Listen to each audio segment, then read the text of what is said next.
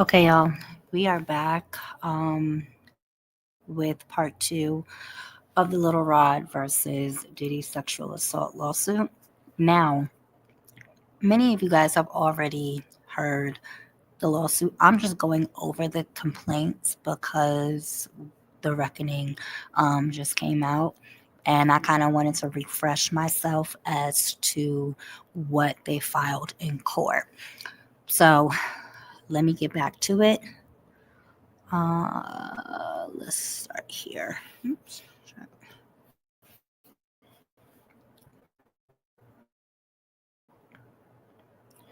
All right.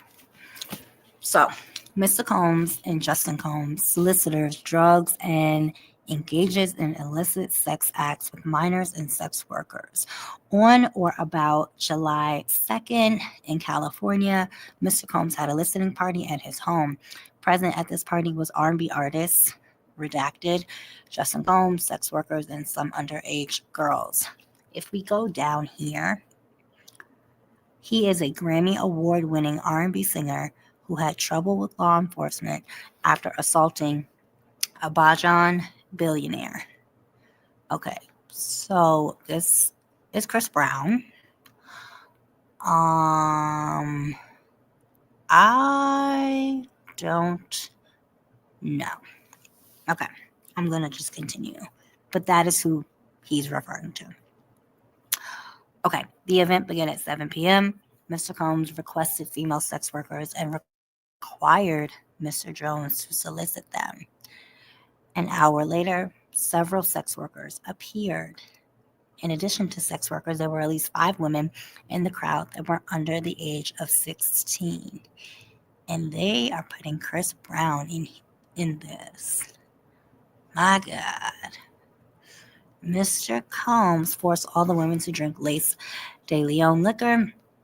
Upon information and belief, Mr. Combs laced the liquor with ecstasy. Mr. Combs did not check the ID of any of the underage girls. The presence of underage women made Mr. Jones very uncomfortable. He attempted to leave, and Mr. Combs forced him to stay. Mr. Combs went so far as to take Mr. Jones' car keys to prevent him from leaving. What? After being forced to drink Lace de Leon shots, Mr. Jones began feeling lightheaded and recalls passing out and waking up at 4 a.m. the following morning naked with a sex worker next to him. Screenshots of a video from that night are embedded below. This writer is in possession of the video and provide a copy to the court. What? Screenshots.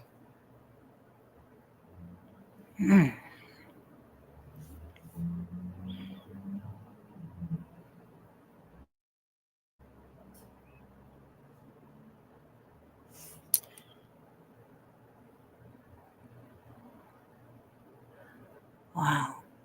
But they don't have. Hold on.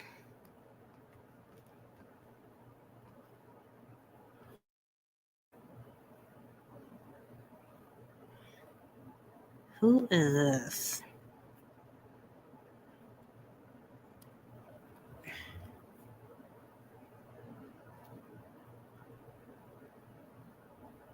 Who is that? Right here.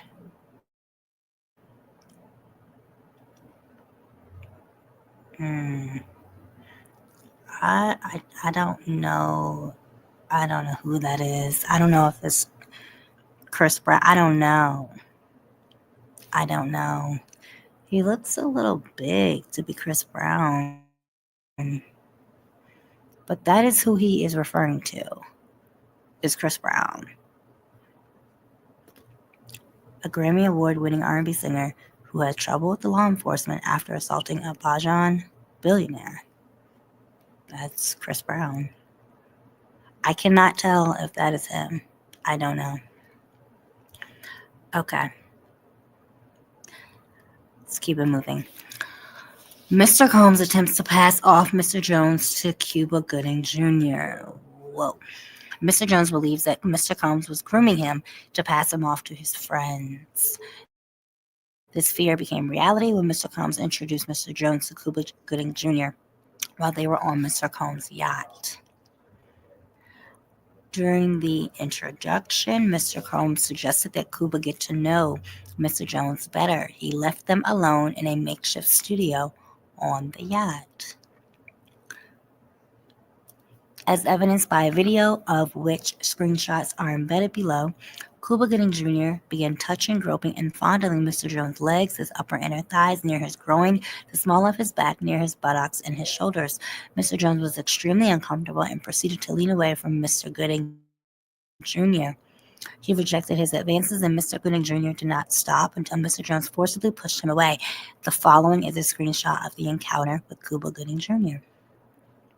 This writer is in possession of the video and will provide a copy. So he seems to have copies of pretty much everything.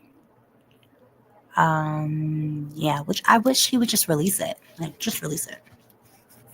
All right, the Love album.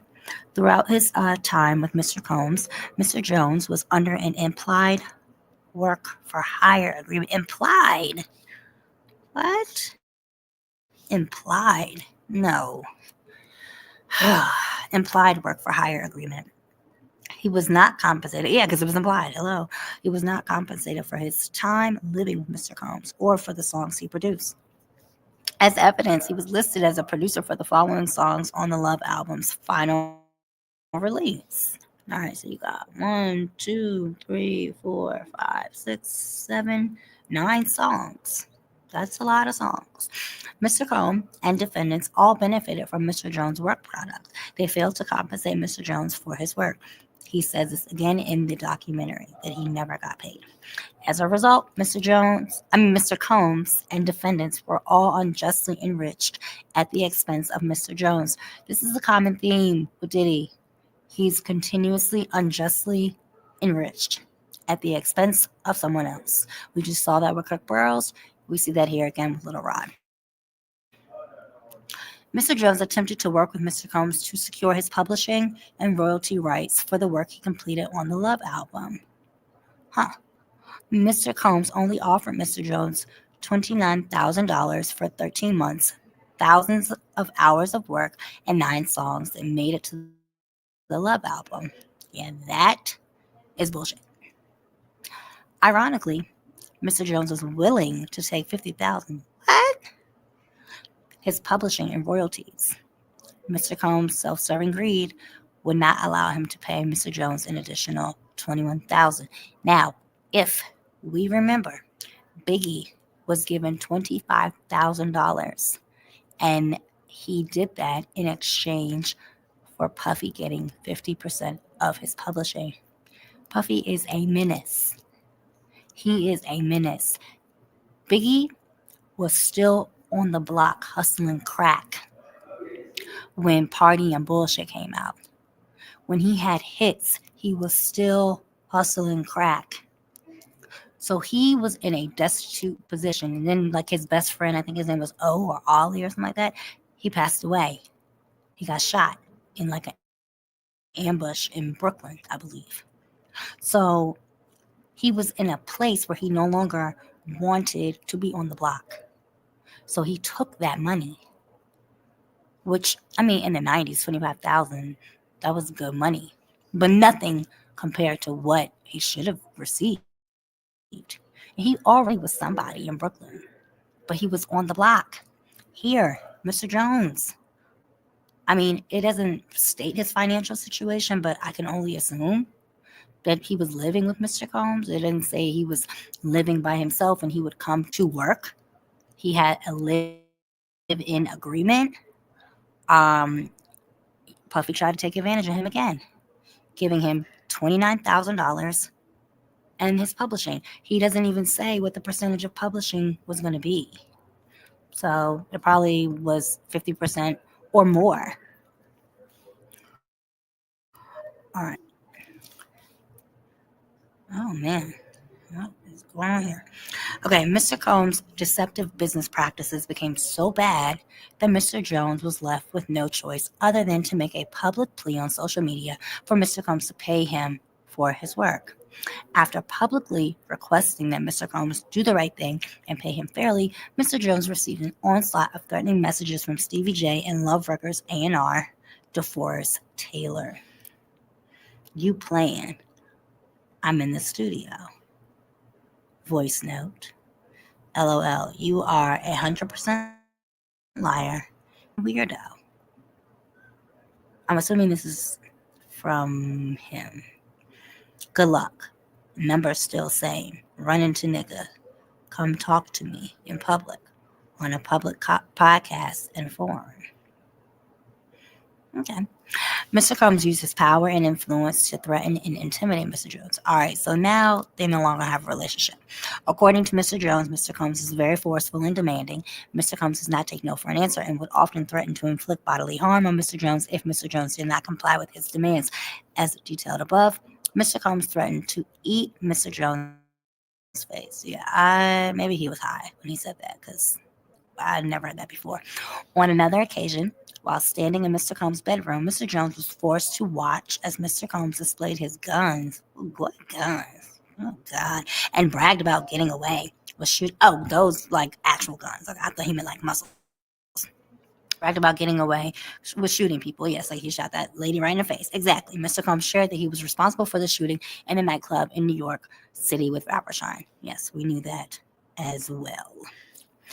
He shared the artist and Mr. Combs' girlfriend at the time, Jennifer Lopez, aka J Lo, carried the gun into the club for him and passed him the gun after he got into an altercation with another individual. Can you imagine J Lo passing a gun? Girl, accessory. Okay. Okay. The shooting in Chalice recording studio confirmed Mr. Combs' statements. These statements reinforced Mr. Jones' fear of Mr. Combs and strengthened Mr. Combs' dominion and control of Mr. Jones. Okay, so Mr. Jones was scared. I'm sorry, he was terrified of Mr. Combs. He felt like he could not tell him no. Huh. Mr. Combs consistently made it clear that he has immense power in the music industry and with law enforcement. He made it clear that his head of security, Fahim Muhammad, had the power to make people and problems disappear. Look at Fahim. Mr. Combs instructs his staff to always contact Mr. Muhammad if they were ever pulled over by the police in Miami or California. Upon information and belief, Mr. Muhammad spoke with the LAPD after G was shot at CRS. The LAPD was in CRS and witnessed the blood in the restroom, and they went with the bogus claim that the shooting of G occurred outside of the studio. This is all thanks to Mr. Muhammad's connections within the law enforcement. Mr. Jones had no reason to disbelieve Mr. Combs, as he had seen firsthand through the shooting of G and the subsequent silence of the LAPD and the media that Mr. Combs indeed had the power to harm him. The LAPD spent hours in Chalice recording studio after the shooting of G, yet there were no arrests. Mr. Jones witnessed the LAPD in the restroom pictured above, yet no arrests were made.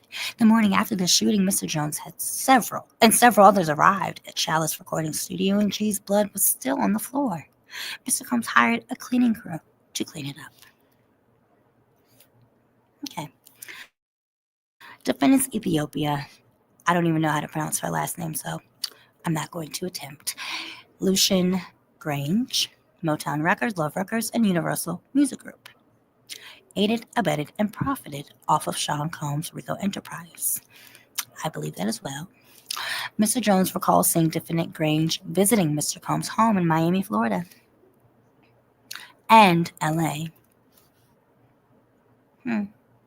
According to Mr. Jones, whenever defendant Grange visited Mr. Combs at his home, it would be in the evening. Oh.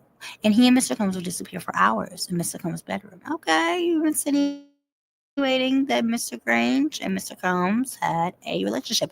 Look, I put nothing past Puffy. Nothing. He did it with Andre Harrell. He was doing it with Kirk Burroughs. Like, he utilized the sex for power. I said this in my other video. I think he got that from his mom. He saw his mother do it. And that's how he got his way. Grange is more powerful than he is in the music industry. He's making moves.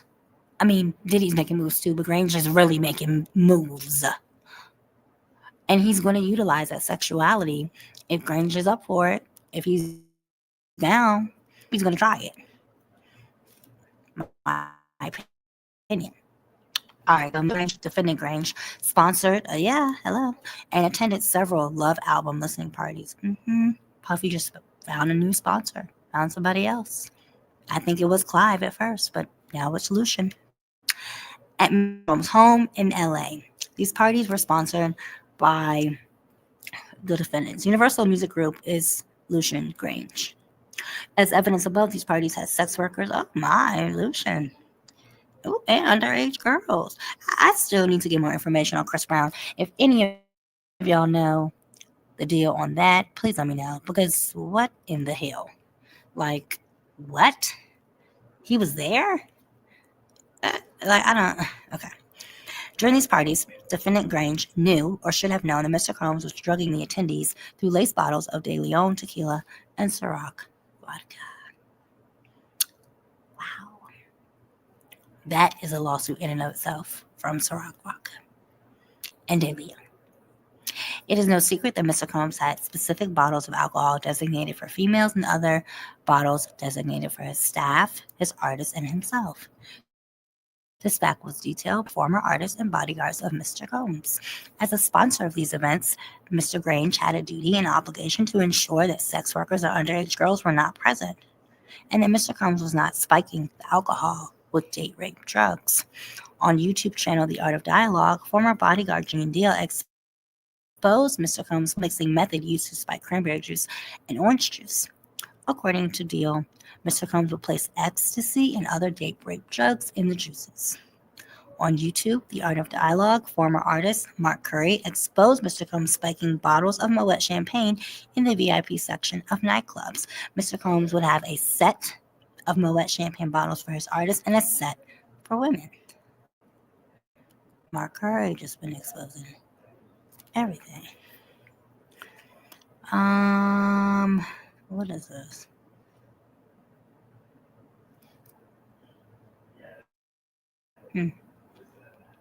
This writer has spoken with several former employees of Mr. Combs who witnessed defendant Coram instruct her staff to lace champagne, De Leon, and Ciroc liquor bottles with ecstasy and other illicit drugs. Mr. Jones recalls seeing defendant Miss Ethiopia, that's what we're going to call her, visiting Mr. Combs' home in Miami, Florida, and LA. And just as a caveat, he did drop Ethiopia as a defendant, like maybe a month or so after this was filed. According to Mr. Jones, whenever Ethiopia visited Mr. Combs at his home, it would be in the evening and she and Mr. Combs would disappear for hours in Mr. Combs' bedroom. All right. I'm going to skip over Ethiopia because he dropped the lawsuit for her. All right. Defendant KK. Is it Jazane Maxwell? Okay. Tashawn Combs, Jeffrey Epstein. According to Mr. Jones, during the 13 months he lived and traveled with Mr. Combs. 13 months is a long time not to be paid. That's a long time. He witnessed Mr. Combs display and distribute guns from his bedroom closet in Miami, Florida, and LA to questionable individuals dressed in all black. Okay, we know those guns were there because when they raided his house, they found them. According to Mr. Jones, during the 13 months he lived and traveled with Mr. Combs, he witnessed defendant KK openly order her assistants to keep Mr. Combs high off of gummies and pills. Yes, he's a drug addict. We have since learned. Defendant KK required all employees from the butler, the chef, to the housekeepers to walk around with a pouch or fanny pack filled with cocaine, GHB, ecstasy, marijuana, gummies, 100 to 250 milligrams each, okay, and 2C, a pink drug that is a combination of ecstasy and cocaine. It was important to defendant KK to have Mr. Combs' drug of choice immediately ready whenever he asked for it. Defendant KK ordered sex workers and prostitutes for Mr. Combs. Defendant KK ordered and distributed ecstasy, cocaine, GHB, ketamine, marijuana, and mushrooms to Mr. Combs and his celebrity guests who were present on his rented yacht and in his homes in LA, New York, and Miami. Now we have a little hindsight into that because the drug mule testified against Diddy at his trial. However, they did not find that Diddy was basically distributing drugs. But this is corroborated by what the drug mule testified to. On multiple occasions, KK forced Mr. Jones to carry Mr. Combs' drug pouch against his will. As the chief of staff, KK was instrumental in organizing and executing the RICO enterprise. Defendant KK had the following individuals execute the following tasks for the RICO enterprise. Stevie J recruits sex workers and attends and participates in freak-offs. Justin Combs solicits prostitutes, underage girls, and sex workers would engage in freak-offs. And we just learned that too in the documentary where they said that Justin and Diddy were in the room with some women. Okay, Brendan Paul's the drug mule works as Mr. Combs' mule. He acquires and distributes Mr. Combs' drugs and guns. I mean, they are, the evidence they keep saying they're going to provide. We have a recording of this and we'll provide it. We have a video of this and we will provide it. Okay? Drop the video. All right, now we know that this guy, Brendan Paul, was with Combs when the police served him in Miami, right? When everything started going down with the raids on his homes. Okay, Frankie Centella works alongside Brendan while Brendan acquires and distributes Mr. Combs' drugs and guns. Frankie carries the money and pays for the guns. Okay, hey Frank. Moy Bond hires sex workers, attends, and participates in freak-offs. Is that Moy? Okay, I don't know who's Moy. Him. Okay, there we go. Moy Bond. Okay, Mr. Combs funded and used his affiliation with local gangs and gang leaders who would frequent his home in LA and Miami to secure the drugs and guns he obtained and distributed out of his homes in LA and Miami. Defendants executed their RICO enterprise with threats of violence, threatening to eat plaintiff's face. This is the third time he has said that, okay? He really must have been disturbed, as I would have been. But displaying and distributing guns in plaintiff's presence, bragging about having law enforcement under control, bragging about murdering people, and bragging about bribing witnesses and jurors in the criminal case concerning the 1999 New York nightclub shooting with Shine. Defendants executed their RICO enterprise with threats of isolation from the music and entertainment industry, parading powerful music industry executives such as defendants Lucian Grange, Ethiopia, and parties filled with sex workers, minors, and illegal drugs such as ecstasy, cocaine, GHB, ketamine, marijuana, and mushrooms. All right, I'm just moving past that last part. Okay. Mr. Combs is allowed to wreak havoc. While living and traveling with Mr. Combs, Mr. Jones discovered that Mr. Combs has hidden cameras in every room of his house. He said that in the documentary. Mr. Jones believes that Mr. Combs has recordings of defendants Lucian Grange, Ethiopia, as well as other celebrities, music label executives, politicians, and athletes. Yes, I believe that too. Upon information and belief, these individuals were recorded without their knowledge and consent, as is the case with the homosexual tape of Stevie J that Mr. Combs provided to Mr. Jones, which we now know was not Stevie J. Mr. Combs possesses compromising footage of every person that has attended his freak-off parties and his house parties. Upon information and belief due to this treasure trove of evidence he has in possession, Mr. Combs believes that he is above the law and is untouchable. Upon information and belief, Mr. Combs employs Jose Cruz as his IT director. This writer has spoken to several former employees of Mr. Combs who confirm that Jose Cruz is the gatekeeper to all of Mr. Combs' recordings. Upon information and belief, Jose Cruz intentionally hides behind the camera and from social media and the internet due to all of the incriminating acts he was required to record for Mr. Combs. Oh God, they got his phone number. Yikes. Okay. All right, so these just go down the causes of action. But I mean, it's just interesting to go through the complaint because some of the things have been dismissed by the court, like the racketeering and the breach of contract. We see that Puffy did not get charged for RICO or drug distribution.